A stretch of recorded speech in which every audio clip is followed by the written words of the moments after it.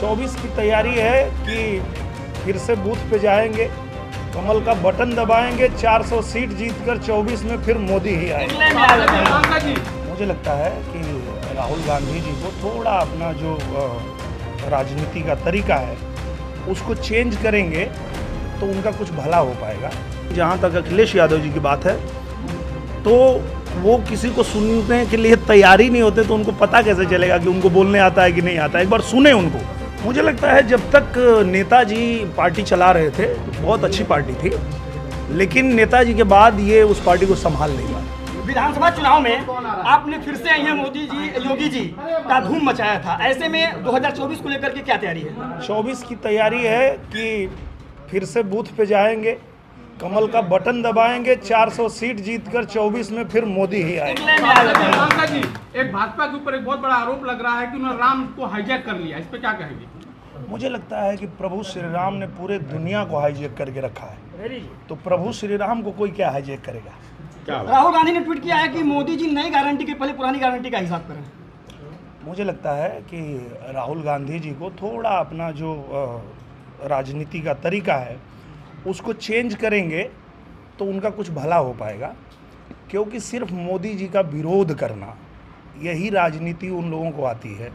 और मुझे लगता है कि मोदी जी जब देश के लिए अच्छा करते हैं तो ये मोदी जी का विरोध करते करते अचानक देश के विरोध में उतर जाते हैं। उनको पता ही नहीं चलता है कि वो मूर्ख बन रहे हैं। उनको समझ में ही नहीं आता, वो वैक्सीन का विरोध करने लगते हैं, वो राम का विरोध करने लगते हैं।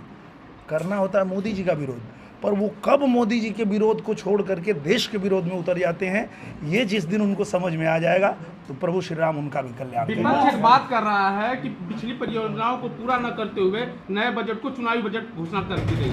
मुझे लगता है कि जितना काम 9 सालों में पूजनीय प्रधानमंत्री जी ने किया है और कोरोना जैसी महामारी के बाद जब पूरी दुनिया एकदम तितर बितर हो गई, सबकी अर्थव्यवस्था खत्म हो गई, ऐसे में ये युग पुरुष नरेंद्र मोदी जी ही थे जिन्होंने हमारी अर्थव्यवस्था को भी मजबूत किया और हमारे देश को भी मजबूत किया। और आप देखिए कि ये नरेंद्र मोदी जी का ही कमाल है कि अयोध्या में तो राम मंदिर बना ही है, आज दुबई में भी राम मंदिर का उद्घाटन हो रहा है। मोहन यादव जी के आजमगढ़ प्रवास को लेकर के अखिलेश यादव ने ट्वीट किया है कि जिन्हें बोलना नहीं आता उन्हें जनता क्या सुनेगी।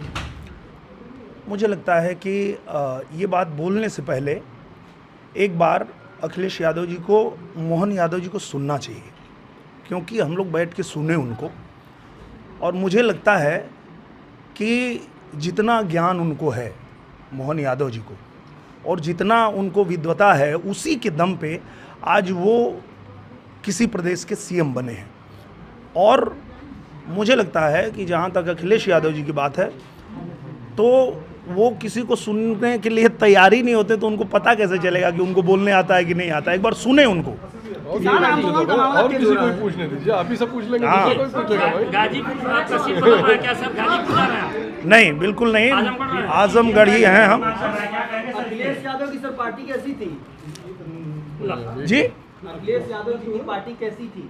मुझे लगता है जब तक नेताजी पार्टी चला रहे थे बहुत अच्छी पार्टी थी, लेकिन नेताजी के बाद ये उस पार्टी को संभाल नहीं पाए।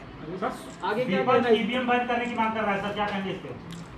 मुझे लगता है कि हार जो होती है ना उसको स्वीकार करना चाहिए।